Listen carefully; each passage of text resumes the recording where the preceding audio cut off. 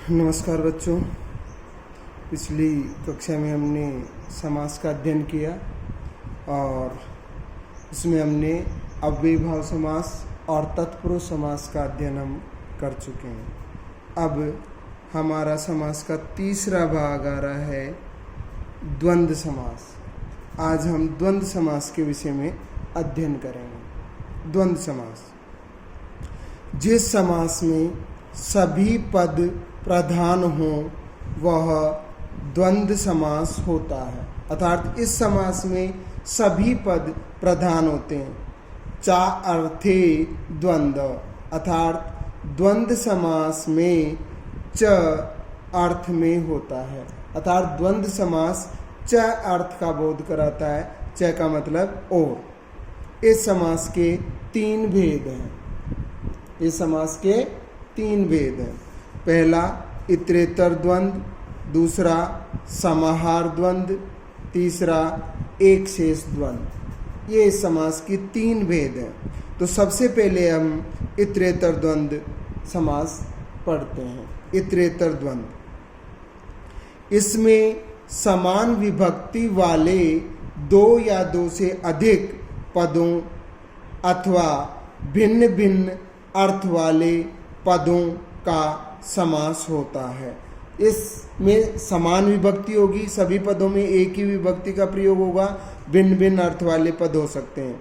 समस्त पद का वचन सभी पदों की संख्या के अनुसार होता है। और जब हम समस्त पद बनाते हैं तो कुल कितने पद हैं, पदों की संख्या हमें गिननी है और उस पदों की संख्या के अनुसार हमें समस्त पद का वचन लगाना है। जैसे दो पद हैं तो द्विवचन होगा और दो से अधिक पद है तो बहुवचन होगा। तथा अंतिम पद का लिंग ही समास का लिंग होता है। लिंग जो अंतिम पद है उसका लिंग, अर्थात उसी में हम विभक्ति लगाएंगे और उसी के रूप चलाएंगे।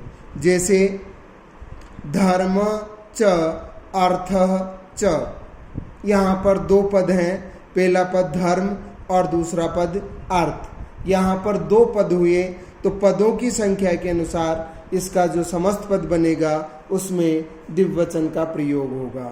तो अर्थ जो हमारा अंतिम पद है उसको द्विवचन में लिखेंगे। पुल्लिंग है तो पुल्लिंग का ही बनेगा अर्थव।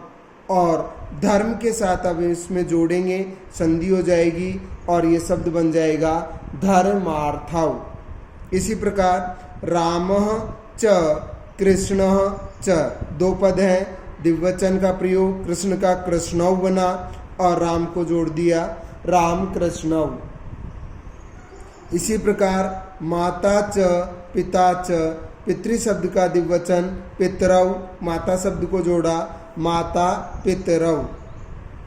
रामः च लक्ष्मणः च, दो पद हुए द्विवचन, लक्ष्मण में द्विवचन लगाया हमने लक्ष्मणव और राम को जोड़ दिया और पद बना हमारा समस्त पद राम लक्ष्मणव। इसी प्रकार रामः च सीता च लक्ष्मणः च, यहाँ पर तीन पद हैं, राम सीता और लक्ष्मण।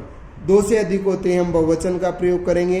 अंतिम पद हमारा लक्ष्मण है तो लक्ष्मण का बहुवचन बनेगा लक्ष्मणा और राम सीता को उसके आगे जोड़ देंगे तो हमारा समस्त पद बनेगा राम सीता लक्ष्मण। अर्थात समस्त पद बनाते समय हमें पदों की संख्या गिननी है और उन पदों की संख्या के अनुसार ही वचन का प्रयोग करना है। दो पद हो तो द्विवचन होगा और दो से अधिक पद है तो बहुवचन होगा और अंतिम पद का लिंग ही समास का लिंग होगा। इसी प्रकार आगे कंदम च मूलम च फलम च, यहाँ पर तीन पद हैं, कंद मूल और फल। तो अंतिम पद है फल, फल का हमने बहुवचन बनाया फलानी और कंद और मूल को उसमें जोड़ दिया, हमारा पद बना कंद मूल फलानी। अब हमें करना है विग्रह। विग्रह कैसे करना है, देखिए विग्रह करते समय क्या करना है। एक पद और रह गया समस्त पद का, जयः च अजय चह, दो पद होने के कारण द्विवचन जया जयो। अब हमें करना है विग्रह।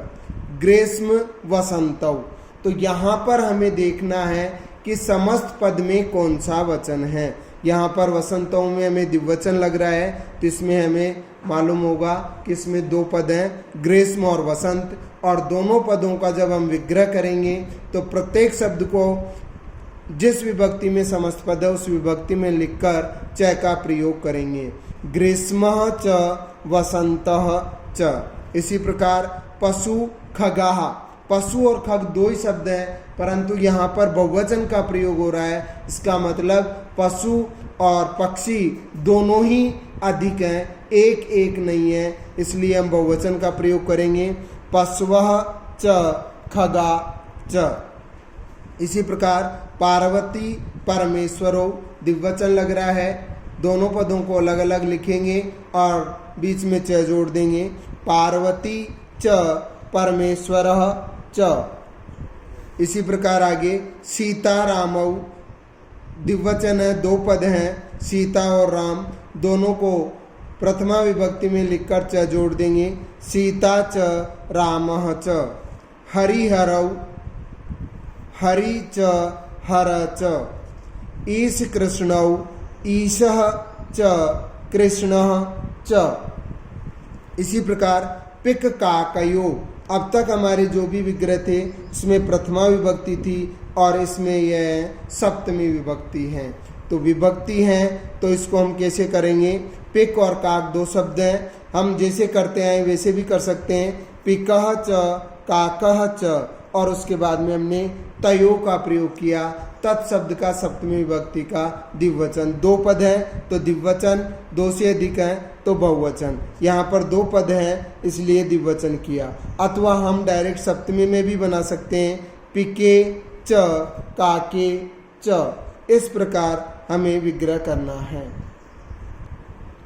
अब हमारे सामने द्वंद्व समास का दूसरा भेद है समाहार द्वंद्व। समाहार द्वंद्व, जब समास में ऐसी संज्ञाएं आए जो च से जुड़ी होने पर अपना अर्थ बतलाती हैं परंतु प्रधानतया एक समूह का बोध कराती है। ऐसी संज्ञाएं जो एक समूह का बोध कराती हैं तब यह समास होता है। इस समास का समस्त पद नपुंसक लिंग एक वचन में होता है, पदों की संख्या के अनुसार नहीं है, अंतिम पद का लिंग नहीं है। समस्त पद हमेशा नपुंसक लिंग एक वचन का ही होगा। यह समास किन किन का होता है देखिए, यह शरीर के अंगों, वाद्य यंत्रों, बजाने के जो भी यंत्र हैं, सेना के अंगों, अचेतन पदार्थों, निर्जीव पदार्थ, जड़ पदार्थ, भिन्न लिंग वाली नदियों, भिन्न लिंग वाले देशों के नाम, नगरों के नाम, ग्रामों के नाम, कीड़े मकोड़े तथा जो जन्म से ही एक दूसरे के शत्रु हैं उनका समास होता है ये। जैसे हम देखते हैं हस्तपादम, हस्तपादम, यहाँ पर समस्त पद नपुंसक लिंग बना है। हस्त का मतलब हाथ, पाद का मतलब पैर, हाथ और पैर दो हाथ होते हैं तो हस्तौ च, पैर भी दो होते हैं पादौ च, दो हाथ और दो पैर, ये बहुवचन हो गए। तो वहाँ पर हमें षष्ठी विभक्ति का तत्शब्द का रूप लगाना है बहुवचन का, तेसाम, और अंत में समाहार लिखना है। अगर दो पद हैं तो षष्ठी का हमें द्विवचन का प्रयोग करना है। जैसे मुरज मृदंगम, मुरजः च मृदंग च। मुरज ढोलक होता है और मृदंग भी एक वाद्य यंत्र है, बजाने का यंत्र है। तो मुरजः च मृदंगः च दो पद हैं तो यहाँ पर तत्शब्द का हमने द्विवचन का प्रयोग किया, अनयोः समाहारः। इसी प्रकार गंगा सोणम, गंगा और सोन ये नदियों के नाम है, गंगा नदी और सोन नदी। तो गंगा च सोणः च और दो होने के कारण षष्ठी, तत्शब्द का षष्ठी का द्विवचन, अनयोः समाहार। आगे पाणी पादम, पाणी मतलब हाथ और पादम मतलब पैर, ये भी हाथ और पैर का समूह है। पाणी च पादौ च तेषां समाहारः। इसी प्रकार मुख नेत्रम मुखम च नेत्रे च तेषां समाहारः। दंतोष्ठम दंतः च औष्ठौ च तेषां समाहारः। तो ये समाहार द्वंद्व का विच्छेद हमें इस प्रकार से करना है। इस समास का जब हम समस्त पद बनाएंगे तो समस्त पद हमेशा नपुंसक लिंग होगा, और पदों को देखेंगे जैसे हस्त पादम, यहाँ पर हाथ और पैर दो हैं, अंतिम पद है हमारा पाद, तो उसको नपुंसक लिंग में बनाएंगे, पादम बनेगा। इसी प्रकार हमें समस्त पद बनाते समय नपुंसक लिंग एक वचन दोनों पदों को जोड़ देना है, और अंतिम पद को नपुंसक लिंग एक वचन में लगाना है। इस प्रकार हमारा ये समाहार द्वंद्व है। अब द्वंद्व समास का तीसरा भाग एक शेष द्वंद्व, अर्थात इसमें एक पद शेष रहने के कारण इसका नाम है एक शेष समास। इस समास में अधिकतर युगल शब्द होते हैं, जोड़ा जिसको हम कह सकते हैं। समास बनाते समय एक पद को प्रमुख मानकर उसका समास बनाया जाता है। दोनों पदों में से या दो से अधिक पदों में से एक मुख्य पद को हम चुनते हैं और उसमें पदों की संख्या के अनुसार विभक्ति लगा देते हैं। जैसे मान लो पहला शब्द, जैसे देखिए माता च पिता च, यहाँ पर माता और पिता है, तो जब भी इस तरह के युगल शब्द आए तो उसमें पुरुष प्रधान होने के कारण पुल्लिंग का जो शब्द है उसमें हम द्विवचन का प्रयोग कर देंगे और स्त्रीलिंग शब्द को हटा देंगे। तो यहाँ पर पिता का द्विवचन लिखा हमने पितरौ, और ये हमारा एक से समास हो गया। इसी प्रकार भ्राता च भगिनी च, भाई और बहन, तो एक पद भ्रातरौ। पुत्रः च पुत्री च, पुत्र और पुत्री, पुल्लिंग शब्द को हमने लिया पुत्र को और उसका द्विवचन लगा दिया पुत्रौ। पति च पत्नी च दंपत्ति। रामः च रामौ, राम राम दो बार है तो उसका द्विवचन। इसी प्रकार वृक्ष है नीचे, वृक्षः च वृक्षः च, तीन बार लिखा हुआ है अर्थात बहुवचन हो गया, तो वृक्ष का हमने लिख दिया बहुवचन। ये हमारा एक शेष द्वंद्व है। तो इस समास के तीन भागों का हमने अध्ययन किया, इतरेतर द्वंद्व, समाहार द्वंद्व और एक शेष द्वंद्व।